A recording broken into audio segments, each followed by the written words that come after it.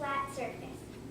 You take one of the eggs and you spin it, and you put your finger on it and immediately let go. If the egg keeps spinning like this, that means it is raw, and if it stops right away, that means it is hard-boiled. So this egg is raw. And you do it for the other egg. And stop that one, right? And it doesn't spin, so that means it is hard-boiled. Also, hard-boiled eggs spin easier and faster, and raw eggs spin slower. So I hope you learned something today. Now that you know how to tell a raw egg from a hard-boiled egg, you won't worry about getting them mixed up in your refrigerator. Thank you. Today I'm going to be telling you which dog is the best for any kind of family. The Nate, or the Native American Indian dog, were one of the companions of the Native American people. This dog is super loyal and super devoted. They're great with children, and they're also good with other pets. Does anyone have a cat here? Or, yeah. Okay, so let's say you decide to get the Nate and you already have your cat. Mm-hmm. Yes. So you wouldn't see them fighting. You would see them like by the fire cuddling with each other. Perfect. That's why it's great with other house pets. They also love outdoors. They love to hunt with their masters or jog outside or in the neighborhood or play fetch. And they also love to, in the wintertime, that they love to pull kids on the sleds, which I thought was a really cool fact, that they can do that for hours and not get tired. I thought that was very cool. And the best thing about this dog is that it's hypoallergenic, which means some kids are allergic to pet hair, so they need like dogs, cats, or any kind of animal that is hypoallergenic, so they don't start sneezing. So that's what I thought was great for like kids who are like sneezing and stuff, because my siblings are allergic to pet hair. And this information was found on the Petway Hypoallergenic Dog Breed List. Thank you for listening to Missy. Today, I want to talk about fashion. People say that clothes and accessories express your feelings. Well, wrong. They do not. I know that most people in this room have read those articles about public schools going to uniforms, and the kids are saying, no, that's how we express our feelings. Well, do you really believe that? Well, if you do, switch your mind. Most people just want their clothes to match and make them look good. Look good. For example, look what I'm wearing today. A green shirt and sky blue shorts. Some people say that blue is a calm color, and red is a mad color, and black is a sad color. I actually would be shy today to come up here. I took a survey of 10 people asking them if they think that clothes don't express their feelings. Well, out of 10, 4 said sometimes and 6 said yes. In conclusion, this is what I think clothes do not express your feelings. And you should too. Thank you. I'm going to tell you about a fantastic book that answers these questions and many more. It's called Ask a Science Teacher, and I believe it's a book every kid should read. Ask a Science Teacher by Larry Shekel has 250 answers to questions such as why does Einstein equate E equals mc squared to do with atomic.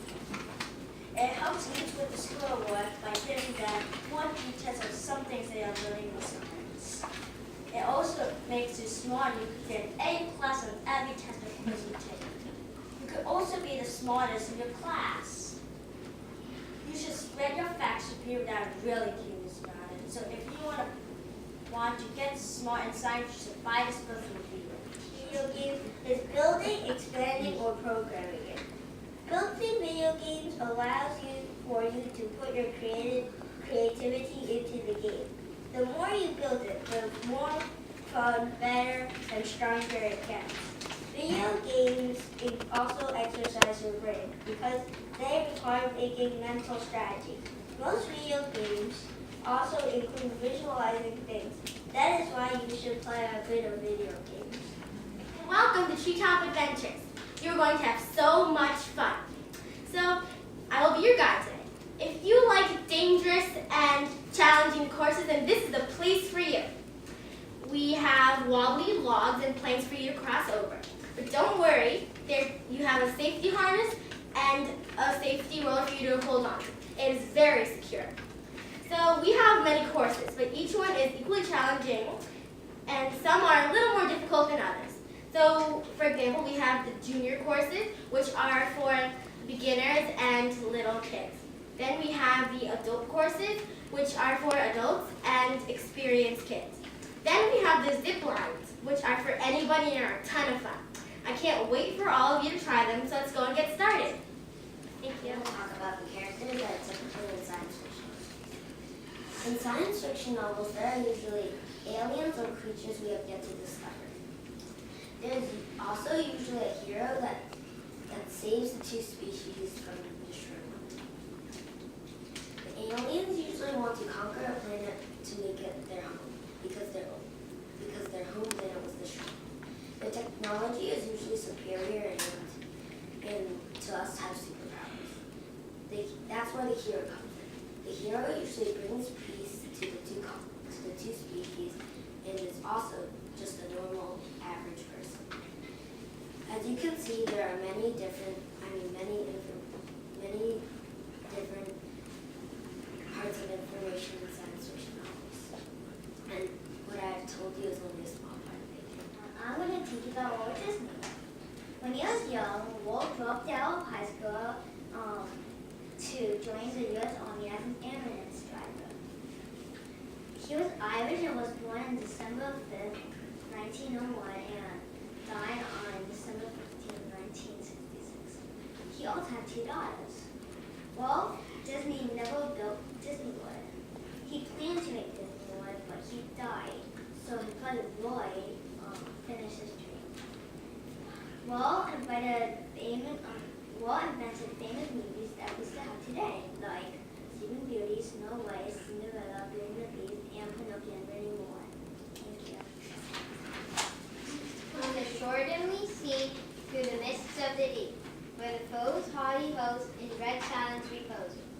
Who by a show of hands knows what that was? Just as I thought, nobody. I'm going to tell you about the lost verses of the Star-Spangled Banner. I think this is interesting because it's something people should know because it's an uncommon fact. What I found interesting the most was that the original name of the Star-Spangled Banner was Defense of Fort McHenry. It was called that because the author was really watching the defense of Fort McHenry. The author got the idea of it during the War of 1812, although he wrote it in 1814. The author was Francis Scott Key. There are 4 verses to the song that were printed in local newspapers and assigned to the tune of Anacreon in Heaven by Ralph Talmadge. Finally, a century later, in 1916, President Wilson made it the national anthem.